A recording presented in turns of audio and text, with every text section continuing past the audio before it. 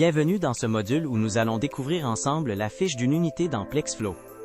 Cette section est importante pour comprendre rapidement la situation d'un logement et gérer toutes les informations qui s'y rattachent.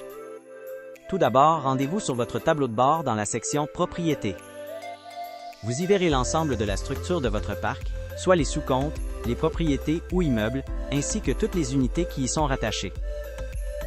Dans cette vidéo, nous allons nous attarder plus précisément à la section des unités, afin de bien comprendre comment accéder à un logement et interpréter toutes les informations qui s'y trouvent. Pour accéder à la fiche détaillée d'une unité à partir du tableau de bord, il vous suffit simplement de cliquer sur la description de l'unité. Vous serez automatiquement dirigé vers la vue complète du logement où toutes les informations essentielles sont regroupées.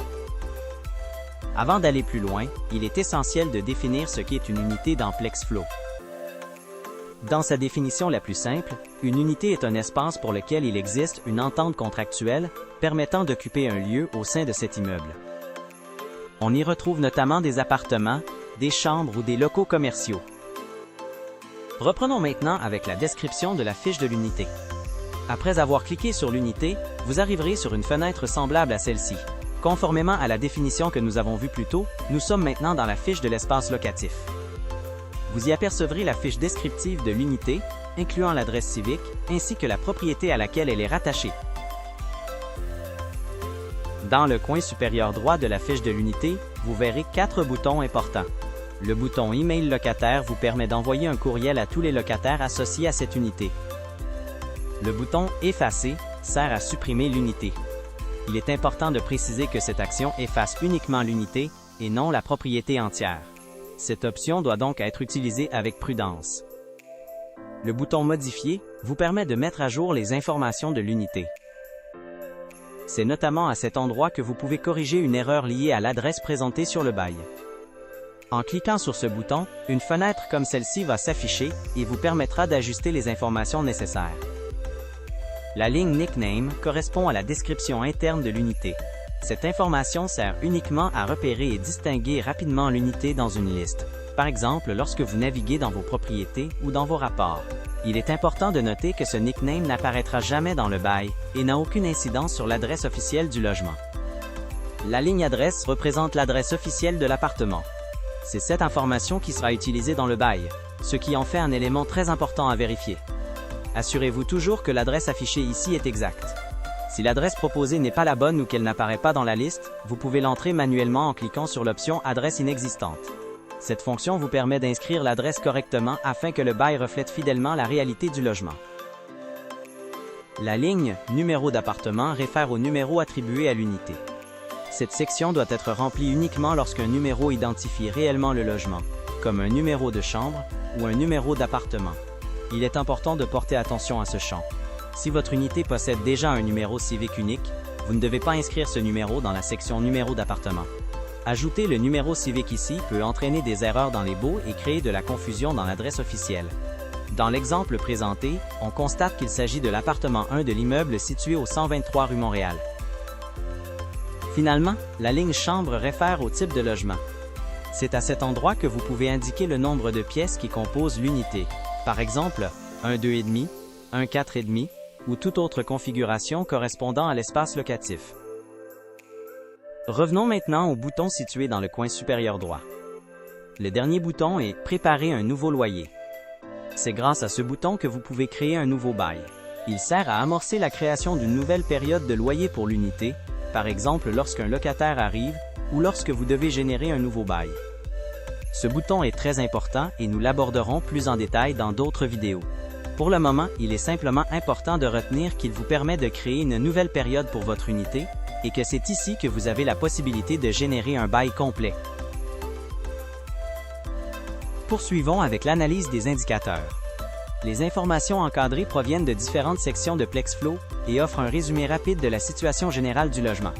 On y retrouve notamment les dépenses, les revenus générés, le taux de vacances, le statut du loyer, le statut du paiement le plus récent, ainsi que le nombre de chambres. Il est important de noter que certains indicateurs proviennent directement d'autres sections liées dans PlexFlow. Ils reflètent donc des données déjà configurées ailleurs dans l'outil et sont automatiquement synchronisés avec cette fiche d'unité. Vous retrouverez également ces indicateurs. Ils proviennent de la section Données supplémentaires. Pour y accéder, il vous suffit de cliquer sur l'un des indicateurs et la fiche associée s'ouvrira automatiquement. Cette section vous permet d'ajouter ou de consulter des informations additionnelles telles que la superficie, le niveau ou encore le prix suggéré pour l'unité. Vous trouverez également une section intitulée « Notes ». Cette section permet d'ajouter des notes liées directement à l'unité elle-même, peu importe la période de loyer. Il s'agit donc d'un espace commun qui reste constant au fil du temps et qui sert à documenter des informations importantes sur l'unité, indépendamment des baux ou des locataires. Avant d'aller dans la section loyer, il est important de mentionner que si un avis de renouvellement est en attente ou si un bail a déjà été amorcé, une notification apparaîtra automatiquement. Cette alerte sert de rappel afin de vous indiquer qu'une action est en cours pour cette unité et qu'un suivi pourrait être nécessaire. Dans le cas présent, le système vous indique qu'un avis de renouvellement est en attente et nécessite votre attention. Cette notification vous permet de savoir qu'une action doit être révisée avant de poursuivre la gestion de l'unité. Lorsqu'un bail est également en processus de préparation ou de signature, une notification sera affichée. Cela vous permet de voir rapidement qu'une démarche est en cours et qu'un nouveau bail est en processus. Dans le cas présent, on peut constater qu'un bail est déjà en processus de préparation. Le système affiche les étapes de progression, ce qui vous permet de suivre facilement où en est la création du bail avant sa signature finale. Pour accéder au bail, il vous suffit simplement de cliquer sur « Détails du bail ». Vous serez alors redirigé vers la page complète où toutes les informations et étapes liées au bail sont présentées. Vous pouvez également constater que l'option pour préparer un nouveau loyer n'est plus disponible. Cette action est temporairement désactivée tant qu'un renouvellement ou un bail est en attente et n'a pas encore été traité. Poursuivons maintenant avec la section des loyers. Il est d'abord important de mentionner que chaque ligne représente une période. Une période peut correspondre à un bail déterminé ou à une période créée à la suite d'un avis de renouvellement.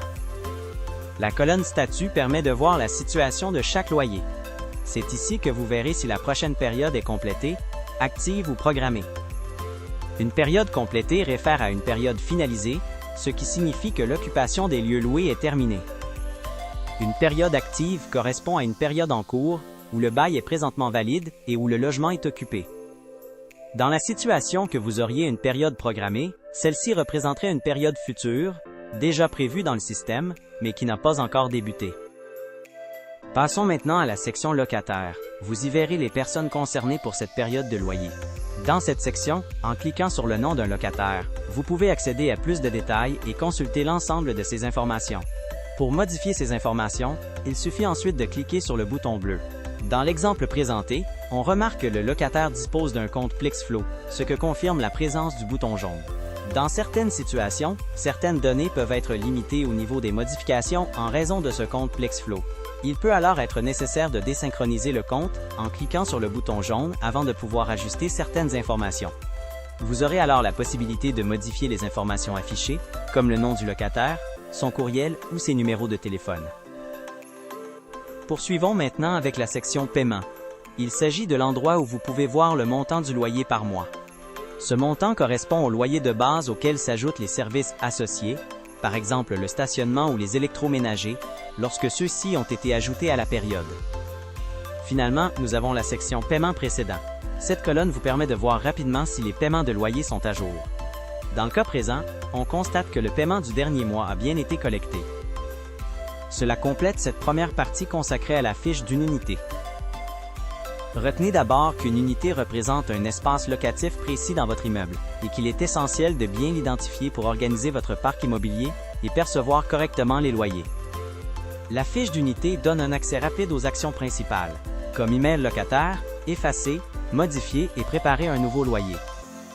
Pensez aussi à l'importance de l'adresse officielle, du numéro d'appartement et du type de logement, puisque ces éléments se reflètent directement dans le bail. Finalement, la section Période est centrale. Chaque ligne correspond à une période de loyer et permet de voir rapidement le montant, les locataires concernés et le statut de la période. Merci beaucoup d'avoir visionné cette vidéo et on se dit à bientôt dans une prochaine capsule.